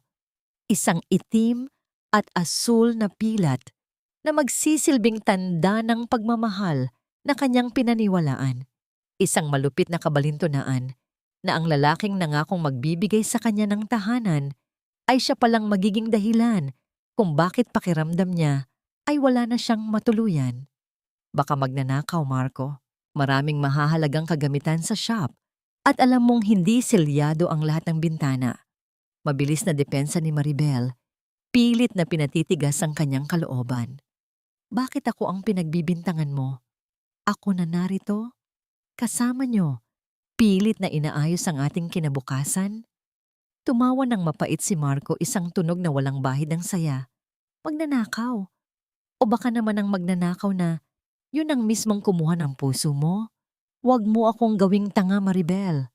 Sa loob ng van, habang pabalik sila sa bahay, ang katahimikan ay naging kasing bigat ng tingga. Nakaupo sa likuran si Lucy, panay ang sulyap sa kanya sa pamamagitan ng salamin. Ang kanyang mga mata ay naglalayag sa pagitan ng awa at isang nakatagong kuryosidad. Ate, kung may kailangan kang aminin, gawin mo na, para naman hindi na lumala ang gulo. Sulsol ni Lucy Ang boses ay puno ng kunwaring pag-aalala. Alam mo namang ayaw ni Marco na may itinatago ka sa kanya. Hindi sumagot si Maribel. Sa halip, itinuon niya ang kanyang paningin sa labas ng bintana. Pinanood niya ang pagpatak ng ulan sa salamin. Ang bawat butil ng tubig ay tila isang luhang hindi niya maibuhos sa harap nila. Sa bawat pag-ikot ng gulong, naramdaman niya ang papalapit na panganib. Paano kung nahuli si Elijah? Paano kung nahanap na ni Marco ang mga dokumento bago pa niya ito makuha? Pagdating sa bahay, sinalubong sila ni Aling Remedios sa may tarangkahan. Ang mukha nito ay pulat-pula sa galit. Ang kanyang mga kamay ay nakapamaywang habang naghihintay. Nakita ko siya. Tumalon sa bintana ng shop at mabilis na sumakay sa kanyang sasakyan. Bulyaw ni Aling Remedios pagkababa pa lang nila ng van. Maribel, anong pakay ng lalaking yun sa silid ng anak ko? May nawawalang gamit ba? O may balak kayong ipagpalit ang anak ko sa mayamang yun? Hinalughog nila ang buong bahay. Narinig ni Maribel ang marahas na pagbukas at pagsasara ng mga drawers sa kwarto ni Marco. Ang kalabog ng mga gamit na itinatapon sa sahig dahil sa galit. Bawat tunog ay tila isang suntok sa kanyang sikmura. Pumunta siya sa kanyang munting shop, ang puso niya ay tila isang tambol na nagwawala sa bilis ng pintig. Doon, sa gitna ng mga anino ng mga lumang estante, nakikita niya ang isang bagay na hindi dapat na doon. Isang maliit na piraso ng papel na nakaipit sa ilalim ng kanyang paboritong kagamitan sa pag-restore. Dahan-dahan niya itong kinuha habang nakatalikod ang lahat. I have the evidence. Be ready. Trust me. Ang maikling sulat ni Elijah na tila isang mainit na yakap sa gitna ng nanlalamig na gabi. Isang mabilis na buntong hininga ang kumawala sa kanyang mga labi. Ngunit hindi pa siya tapos. Kailangan niyang mahanap ang orisinal na frame ng litrato na binanggit ni Elijah bago pa ito makita ni Marco. Ano yang hawak mo? Ang boses ni Lucy ay umalingaw-ngaw mula sa pinto ng shop. Mabilis na itinago ni Maribel ang papel sa loob ng kanyang palad. Ang kanyang mga kuko ay bumaon sa kanyang balat sa tindi ng kaba. Nakatayo si Lucy roon. Ang mga mata ay naniningkit, dahan-dahang lumalapit habang ang bawat hakbang nito ay lumilikha ng isang mabigat na tunog sa sahig na kahoy. Ang ngiti nito ay wala na. Napalitan ng isang mapanuyang tingin na tila ba huling-huli na niya ang kanyang biktima. Ibigay mo sa akin yan, ate. Alam kong may itinatago ka, sabi ni Lucy habang iniaabot ang kanyang kamay. Huwag mo nang hayaang tawagin ko pa si Marco rito. Napasandal si Maribel sa estante. Ang kanyang likuran ay nararamdaman ang lamig ng mga lumang aklat. Ang pawis sa kanyang noo ay dahan-dahang gumugulong pababa. At ang bawat hininga niya ay tila isang pakikipaglaban. Sa kabilang bahagi ng bahay, narinig ni Maribel ang papasok na mabibigat na hakbang ni Marco. Ang bawat tapak nito ay tila isang hatol na papalapit. Ang cliffhanger ng kanyang kapalaran ay nakadepende na lamang sa susunod na segundo. Paano niya malulusutan ang mga matang nagmamasid kung ang mismong kapatid na kanyang inalagaan ay siya palang magsasara ng pintuan ng kanyang kaligtasan? Akala mo ba, ate, ay hindi ko alam ang bawat kilos mo? Akala mo ba ay ganun ako katanga para hindi mapansin ang pagbabago sa iyong mga mata? Ang tinig ni Lucy ay tila isang matalim na haplit ng latigo sa gitna ng katahimikan ng shop. Nakatayo siya sa may pintuan. Ang kanyang kamay ay nakadiin sa switch ng ilaw at ang kanyang mukha ay puno ng isang mapanuyang tagumpay. Ang liwanag ng bumbilya ay tila sumasayaw sa kanyang mga mata, nagbibigay ng isang nakakatakot na anyo sa kanyang magandang mukha. Napatigil ang kamay ni Maribel sa likod ng lumang frame ng litrato. Naramdaman niya ang matulis na dulo ng alambre na bumaon sa kanyang balat. Nag-iiwan ng isang maliit na hapdi. Ngunit mas matindi ang hapdi ng katotohanang ang batang inalagaan niya ay siya palang magiging katapusan niya. Sa loob ng frame, nakita niya ang isang lumang litrato nila ni Lucy Noong mga bata pa sila, si Maribel na nakayakap ng mahigpit sa isang maliit at payat na Lucy, nangangako sa mundo na hinding-hindi ito pababayaan. Ang meryerong yon ay tila isang malaking insulto sa kasalukuyang nangyayari. Ibigay mo sa akin ang dokumentong yan, ate. Huwag mo nang pahirapan ang sarili mo. Utos ni Lucy habang dahan-dahang lumalapit. Ang bawat hakbang nito sa sahig na semento ay tila isang pintig ng orasan na nagbibigay ng hudyat ng panganib. Binigay ko sa iyo ang lahat, Lucy. Ang boses ni Maribel ay galing sa pinakamalalim na bahagi ng kanyang pagkatao, basag at puno ng pait. Ang pag-aaral ko, ang mga pangarap ko, ang bawat sentimong kinita ko rito sa shop, lahat yun ay para sa'yo. Ganito ba ang kapalit ng lahat ng sakripisyo ko? Ang nakawin ng huling pag-asa ni tatay.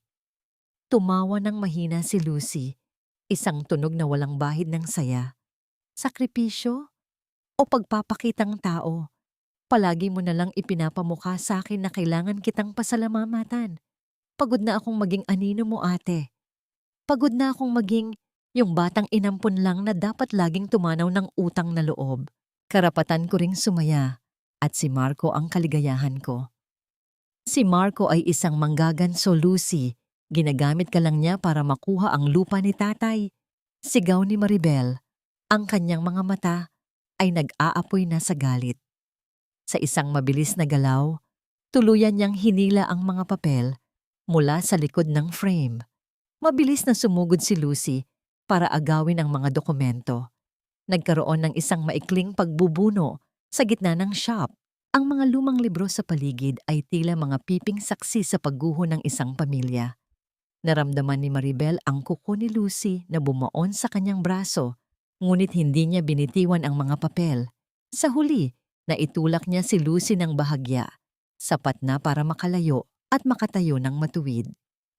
Hingal na hingal si Maribel habang tinitingnan ang hawak na mga papel. Hindi lang ito ang titulo ng lupa.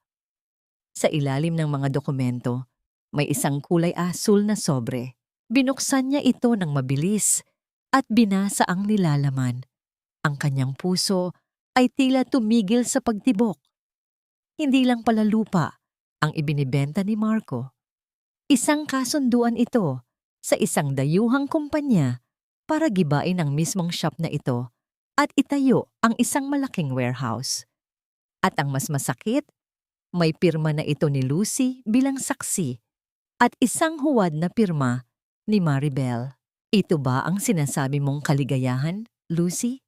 Ang wasakin, ang tanging alaala na naiwan sa atin? Tanong ni Maribel.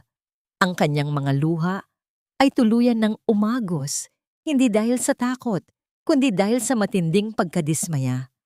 Maribel! Lucy! Anong ginagawa niyo rito sa dilim?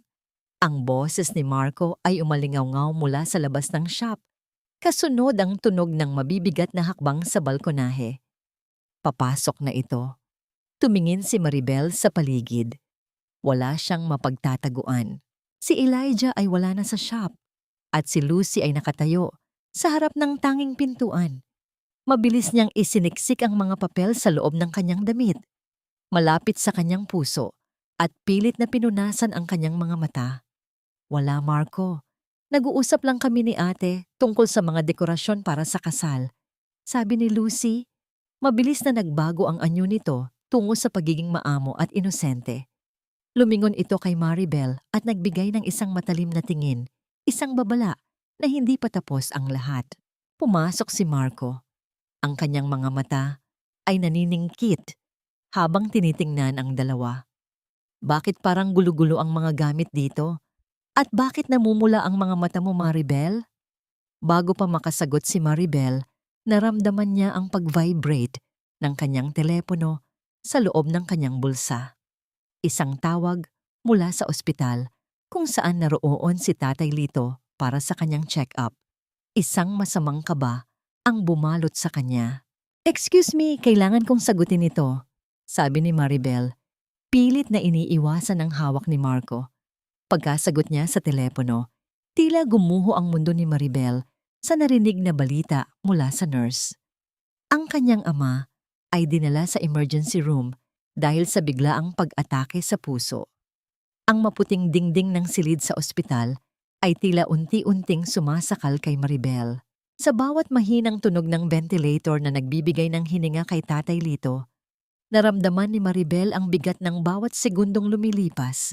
Ang kanyang ama, ang lalaking nagturo sa kanya kung paano ayusin ang mga punit na pahina ng buhay, ay nakahiga ngayon, walang kibo, at nakatali sa mga makinang hindi man lang maipaliwanag ang sakit na nararamdaman ng kanyang anak.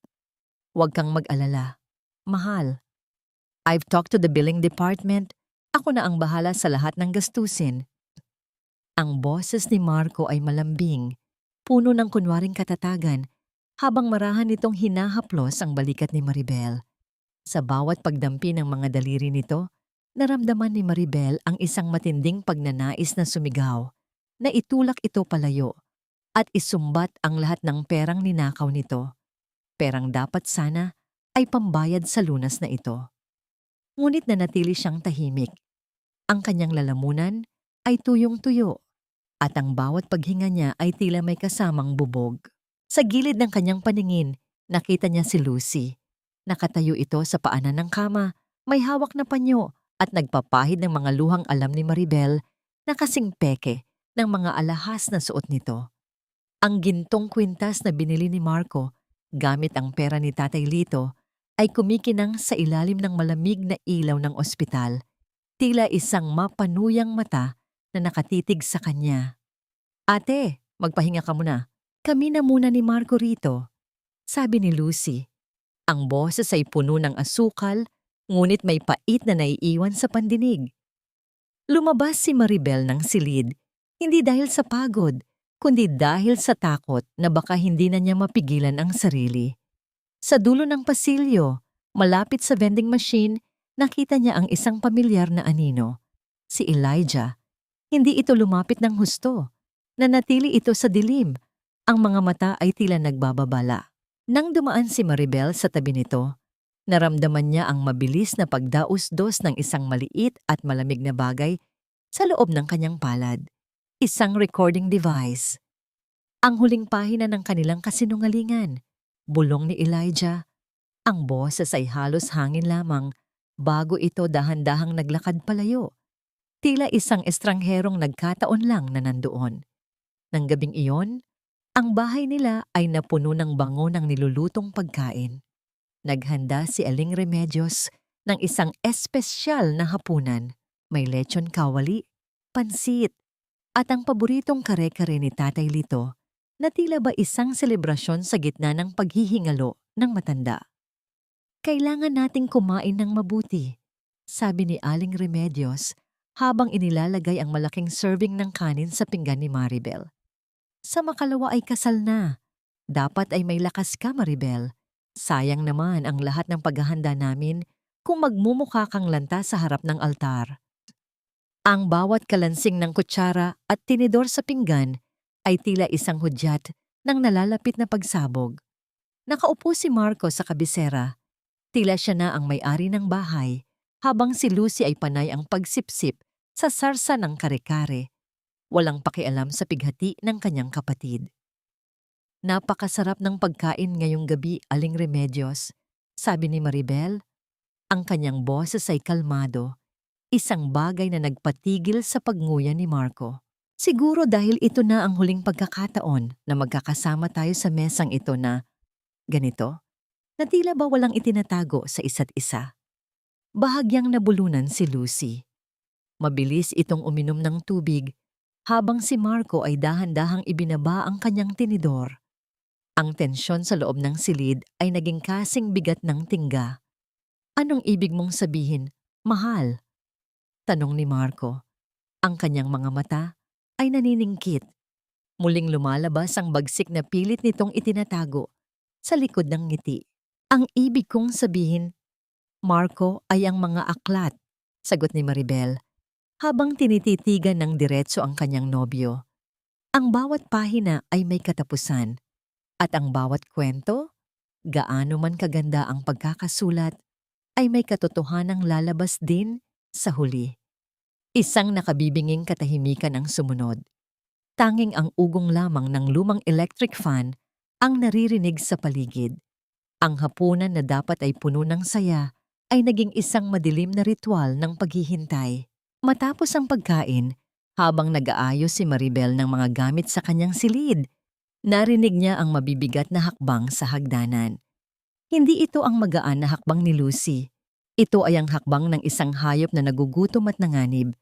Bumukas ang pinto ng kanyang silid ng walang katok. Nakatayo roon si Marco, ang kanyang mukha ay madilim, at sa kanyang kamay ay hawak niya ang isang maliit na martilyo na ginagamit sa shop. Nasaan ang mga dokumento, Maribel? Ang boses ni Marco ay wala ng bahid ng pagmamahal. Ito ay naging isang malamig na utos. Hinalughog ko na ang kwarto ko. Alam kong kinuha mo ang frame.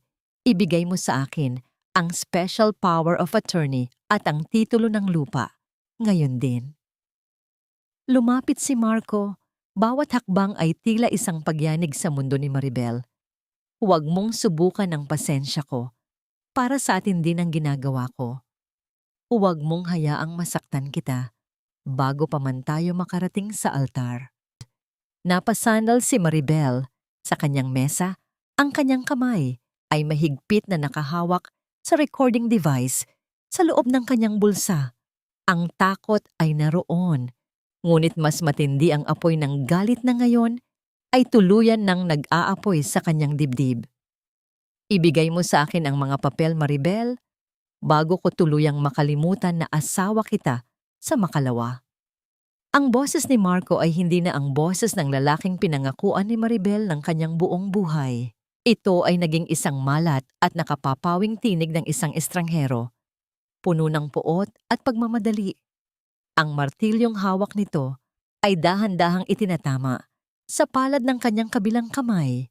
Lumilikha ng isang mahina, ngunit nakapangingilabot na tunog ng banta sa gitna ng katahimikan ng silid. Napasandal si Maribel sa kanyang lamesa. Ang kanyang mga daliri ay mahigpit na nakakapit sa gilid ng kahoy hanggang sa sumakit ang kanyang mga buko-buko. Sa gilid ng kanyang paningin, nakita niya ang kanyang puting gown na nakasabit sa pintuan ng cabinet. Isang mamahaling tela na binayaran niya mula sa buwan ng pagtitipid. Isang simbolo ng pangarap na ngayon ay tila naging isang maduming basahan. Ang kaibahan ng puting sutla sa madilim na anyo ni Marco ay tila isang mabalasik na biro ng tadhana. Naramdaman ni Maribel ang panlalamig ng kanyang sariling dugo. Ang kanyang lalamunan ay tila binarahan ng isang malaking bato at ang bawat pagtibok ng kanyang puso ay isang masakit na paalala ng bawat sakripisyong binaliwala ng lalaking nasa harap niya. Gusto niyang sumigaw, gusto niyang itanong kung nasaan ang konsensya nito habang nakahiga ang kanyang ama sa ospital. Ngunit tanging ang malamig na hangin lamang ang lumalabas sa kanyang mga labi. Wala rito ang mga papel, Marco. Ang boses ni Maribel ay lumabas na parang isang kalmado, ngunit mapanganib na agos ng tubig. Iniligay ko na sa isang lugar na hindi mo kailanman maiisip. Isang lugar na tanging ako lang ang nakakaalam. Isang mabilis na galaw ang ginawa ni Marco. Itinanim niya ang dulo ng martilyo sa ibabaw ng lamesa, malapit sa kamay ni Maribel. Ang tunog ng pagtama ng bakal sa matigas na kahoy ay umalingaw-ngaw sa buong silid, tila isang kulog na nagpabagsak sa huling bakas ng pag-aalinlangan sa puso ng dalaga. Huwag mo akong subukan, Maribel. Alam nating dalawa na wala kang ibang mapupuntahan. Sino ang paniniwalaan nila? Ang isang babaeng baliw sa selos o ang tapat na manugang na nag-aalaga sa tatay mo? Bulyaw ni Marco. Ang kanyang mukha ay pulat-pula na sa galit. Biglang bumukas ang pinto at pumasok si Lucy. Kasunod si Aling Remedios. Ang dalawa ay tila mga aninong sumulpot mula sa dilim. Ang kanilang mga mukha ay walang bakas ng pagkagulat, tanging ang parehong kasakiman na nakita ni Maribel kay Marco. Ate, ibigay mo na kasi. Para naman ito sa pambayad sa ospital ni tatay. Di ba? Sulsol ni Lucy, habang lumalapit at pilit na kinukuha ang bag ni Maribel na nakapatong sa kama. Huwag ka nang maging makasarili. Isipin mo ang kaligtasan ni Tatay Lito. Isipin ang kaligtasan. Napatawa ng mapait si Maribel, isang tunog na nagpatigil sa lahat. Kayo ba ang nag-isip sa kanya noong kinuha niyo ang pera para sa kanyang operasyon? Kayo ba ang nag-isip sa kanya noong balak niyo nang ibenta ang shop na ito, ang buhay niya, para sa isang warehouse? Natahimik ang silid. Ang tanging naririnig ay ang mabilis na paghinga ni Marco at ang malayo at mahinang tahol ng aso sa labas. Nakita ni Maribel ang mabilis na sulyap ni Marco kay Lucy, isang sulyap ng pagkumpirma sa kanilang mga lihim na plano. Hindi ka makakaalis dito hanggat hindi mo ibinibigay ang mga dokumento, banta ni Aling Remedios habang nakatayo sa tapat ng pinto, tila isang gwardiyang humaharang sa kalayaan ni Maribel. Ngunit sa gitna ng takot, naramdaman ni Maribel ang bigat ng recording device sa kanyang bulsa. Isang malamig na determinasyon ang bumalot sa kanya. Alam niyang kailangan niyang maglaro sa kanilang antas. Sige, sabi ni Maribel. Pilit na pinatitigas ang kanyang boses. Ibibigay ko ang mga papel. Pero hindi ngayon. Bukas, sa harap ng ating mga saksi sa pamamanhikan, doon ko ilalabas ang lahat. Doon ko ibibigay ang regalo ko sa inyong lahat. Nagliwanag ang mukha ni Marco sa pag-aakalang sumusuko na ang dalaga. Siguraduhin mo lang, Maribel, dahil kung hindi, baka hindi na umabot ang tatay mo sa susunod na araw. Nang makaalis ang tatlo at maiwang muli si Maribel sa dilim, napaupo siya sa sahig. Ang kanyang buong katawan ay nanginginig sa tindi ng emosyong kanyang pinigilan.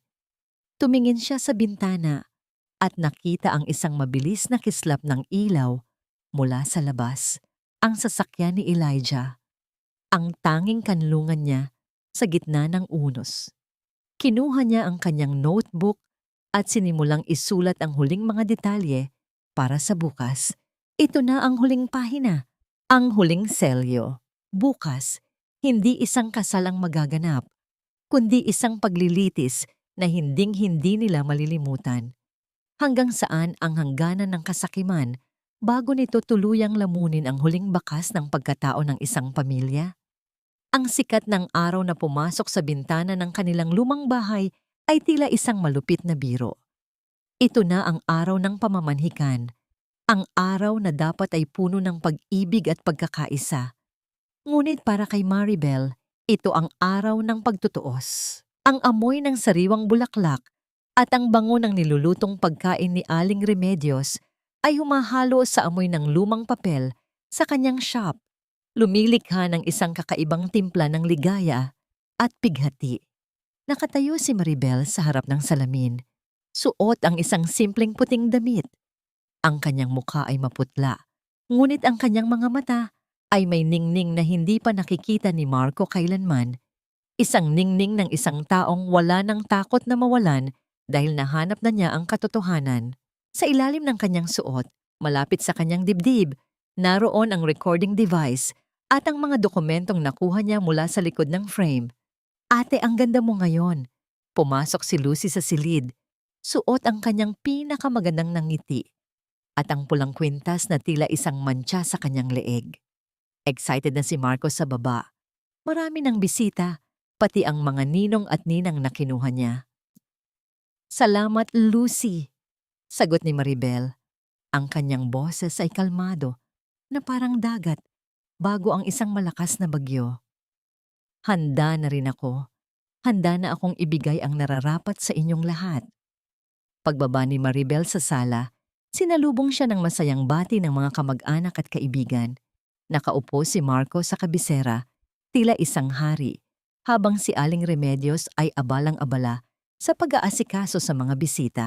Nang makita ni Marco si Maribel, tumayo ito at lumapit. Hinawakan ng kanyang kamay ng may pagmamalaki. Mahal, ang saya ko na narito na tayo sa sandaling ito, bulong ni Marco, ngunit ang kanyang mga mata ay pasimpleng sumulyap sa bag na hawak ni Maribel. Hinahanap ang mga dokumento. Nagsimula ang seremonya. Ang mga tawa at kwentuhan ay naputol nang tumayo si Maribel sa gitna ng sala. Hawak niya ang isang lumang aklat na tila muling binuhay ang mga pahina, ang regalo na kanyang ipinangako. Bago tayo magpatuloy sa pag-uusap tungkol sa kasal, ang boses ni Maribel ay umalingaw-ngaw sa buong sala, nagpapatahimik sa bawat bulungan. Gusto ko munang magpasalamat sa lahat ng sakripisyo ng mga taong nasa harap ko ngayon, lalo na kay Marco at Lucy. Ngumiti si Marco sa pag-aakalang ito na ang sandali ng kanyang tagumpay. Ngunit ang nangiting iyon ay unti-unting naglaho nang buksan ni Maribel ang aklat. Restoring a book is like restoring a life. Patuloy ni Maribel habang inilalabas ang unang dokumento. Kailangan mong alisin ang dumi, ayusin ang mga lamat at higit sa lahat, ilabas ang totoong nilalaman ng bawat pahina. Gaya nito. Inilapag ni Maribel sa mesa ang special power of attorney na may huwad na pirma niya at ng kanyang ama. Ito ang dokumentong gustong-gusto ni Marco na pirmahan ko. Isang kasulatan na magbibigay sa kanya ng karapatang ibenta ang lupa ni tatay at gibain ang ating shop para sa isang warehouse. Isang nakabibinging katahimikan ang bumalot sa sala.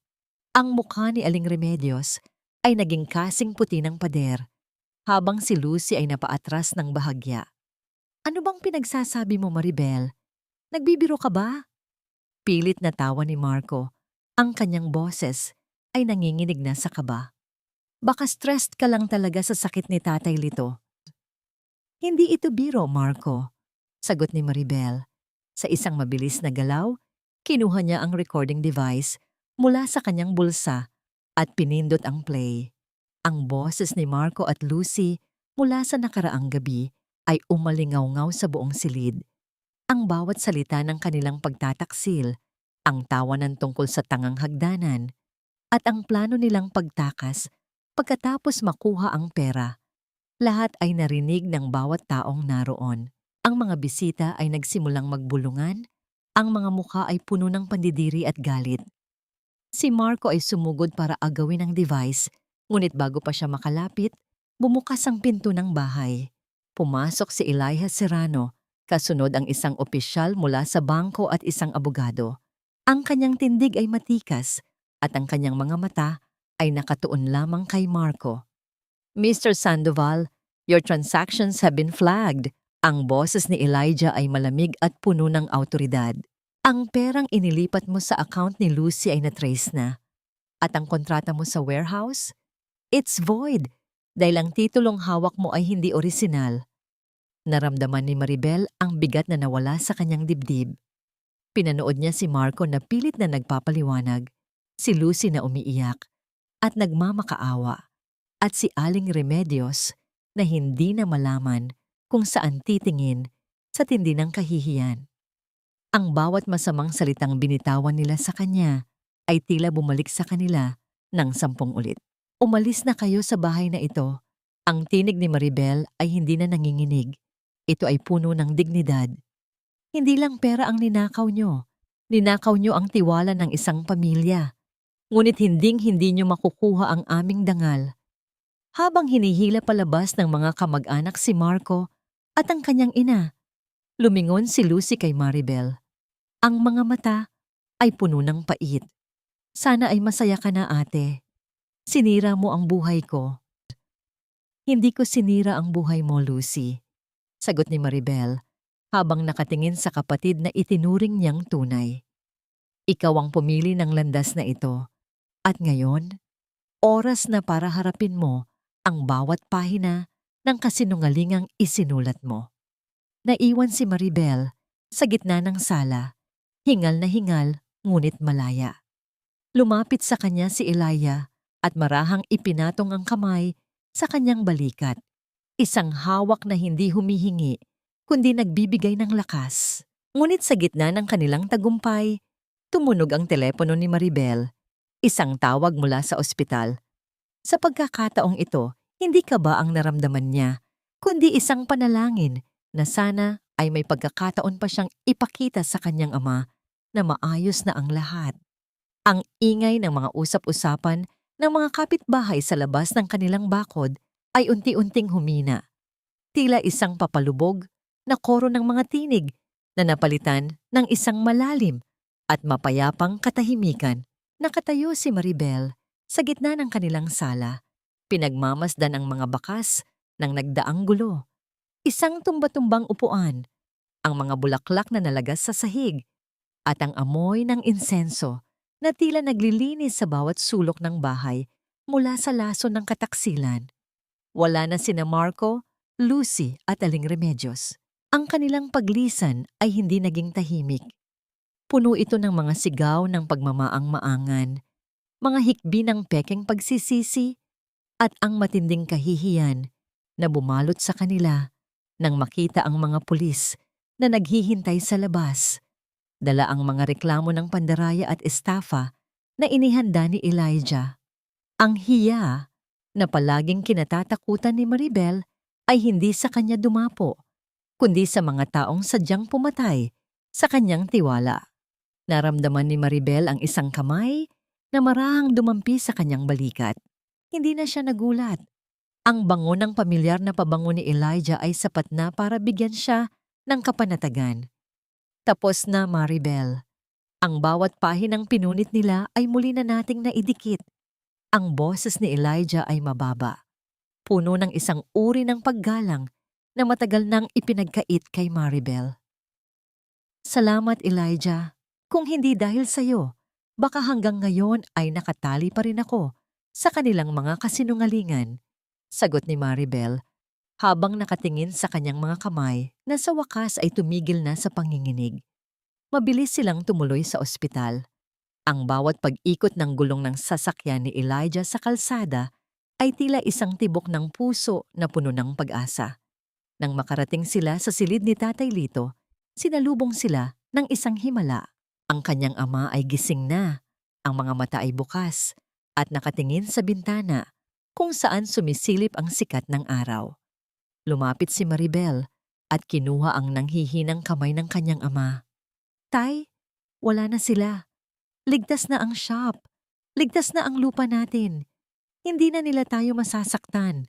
Bulong niya, habang ang mga luha ng kagalakan ay tuluyan ng umagos sa kanyang mga pisngi. Marahang pinisil ni Tatay Lito ang kamay ni Maribel. Walang lumabas na salita sa kanyang mga labi. Ngunit ang liwanag sa kanyang mga mata at ang bahagyang pagtango ay sapat na para malaman ni Maribel na naintindihan nito ang lahat. Ang bawat sakripisyo ni Maribel ay nagbunga rin sa wakas. Lumipas ang ilang linggo at ang buhay sa kanilang maliit na bayan ay tila bumalik sa normal, ngunit mayroon ng bagong sigla. Ang shop ni Maribel ay muling binuksan at sa tulong ni Elijah, mas dumami ang mga kliyente nito mula sa lungsod. Ang mga lumang aklat ay patuloy na dumarating at bawat isa sa kanila ay binibigyan ni Maribel ng bagong buhay. Isang hapon, habang abala si Maribel sa pagtatahi ng isang napunit na Biblia, pumasok si Elijah. Hindi na ito ang kliyenteng malamig at malayo. Ngayon, ang kanyang mga mata ay palaging may hatid na init at pagkalinga. I have something for you, sabi ni Elijah habang inilalapag ang isang maliit na kahon sa mesa. Hindi ito alahas, kundi isang set ng mga pinakamasining at pinakamatitibay na kasangkapan para sa book restoration. Ang mga gamit na dati ay pinapangarap lamang ni Maribel. Elijah, masyado na itong marami. Pagtanggi ni Maribel, bagaman ang kanyang puso ay tila tumatalon sa tuwa. It's not just a gift, Maribel. It's an investment in the woman who showed me that even the most broken things can be made whole again. Seryosong sabi ni Elijah. Hinawakan nito ang kamay ni Maribel sa ibabaw ng mesa, isang hawak na puno ng pangako ng isang kinabukasang hindi na binuo sa kasinungalingan, kundi sa katotohanan at pagmamahal. Nagtama ang kanilang mga mata at sa sandaling iyon, naramdaman ni Maribel ang huling selyo ng kanyang paghilom.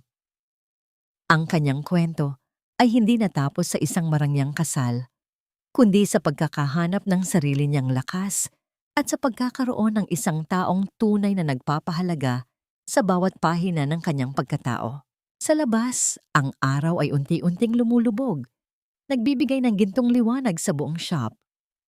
Ang bawat aklat sa paligid ay tila nakangiti. Bawat salita ay may bagong kahulugan.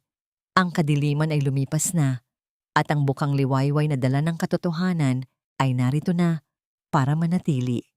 Lumipas ang isang taon, at ang mga sugat na dati ay tila hindi na maghihilom ay naging mga pilat na lamang, mga paalala ng isang laban na matagumpay na nairaos. Ang munting shop ni Maribel ay hindi lamang muling nabuhay. Ito ay naging isang kanlungan para sa mga mahahalagang alaala ng kanilang bayan. Ang amoy ng sariwang pandikit at tuyong papel ay humahalo na ngayon sa bango ng kape na palaging inihahanda ni Elijah tuwing hapon. Ang hustisya ay dahan-dahang gumiling, ngunit ito ay naging matapat. Sina Marco at Lucy ay naharap sa sunod-sunod na kaso ng estafa at falsification of documents. Ang kanilang mga pangalan, na dati ay pilit nilang itinatampok sa karangyaan, ay naging simbolo ng babala sa lahat. Nawala sa kanila ang lahat, ang pera, ang ari-arian, at ang pinakamahalaga sa lahat, ang kanilang dangal. Ang hiya na idinulot nila sa pamilya de la Cruz ay bumalik sa kanila nang higit pa sa kanilang inasahan. Sa loob ng malamig na rehas, doon nila napagtanto na ang binuo nilang tore ng kasinungalingan ay gawa lamang sa buhangin na madaling tinangay ng alon ng katotohanan. Napatawad na ba sila ni Maribel? Sa tuwing tinitingnan niya ang kanyang tatay Lito na masayang nagdidilig ng mga halaman sa kanilang munting hardin, nararamdaman ni Maribel ang isang uri ng kapayapaan na hindi kayang ibigay ng anumang paghihiganti. Ang pagpapatawad para sa kanya ay hindi nangangahulugang kinalimutan na niya ang lahat. Ito ay ang pagpili na huwag nang bitbitin ang bigat ng galit sa kanyang puso. Pinatawad niya sila dahil ayaw na niyang maging bilanggo ng nakaraan. Ang kanyang puso ay nakalaan na ngayon para sa mga taong tunay na nagmamahal sa kanya. Isang hapon, habang nililinis ni Maribel ang huling pahina ng isang sinaunang nobela, pumasok si Elijah.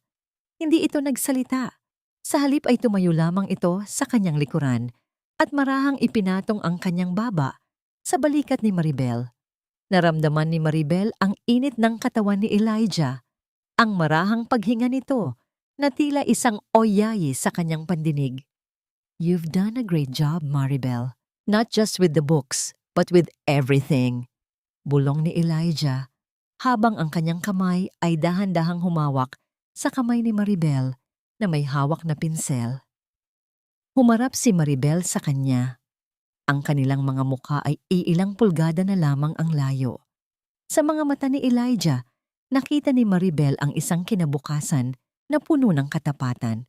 Dahan-dahang inilapit ni Elijah ang kanyang mukha at idinampi ang isang matamis at matagal na halik sa noo ni Maribel. Isang halik na puno ng pangako at paggalang.